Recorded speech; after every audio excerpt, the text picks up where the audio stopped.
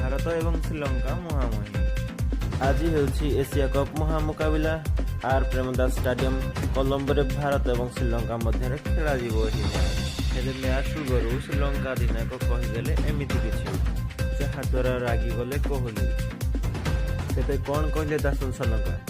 हाँ दर्शक बंधु, श्रीलंका अधिनायक रिपोर्टर को एमती किसी कहीदेले जहाद्वारा कोहली भीषण रागिगले।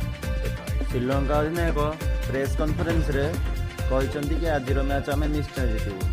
पूर्व थर आम भूल भारत मैच जीति जाता हेले एथर से भूल आम आउनी। बदल में विराट कोहली श्रीलंका अधिनायक को कड़ा जवाब देते।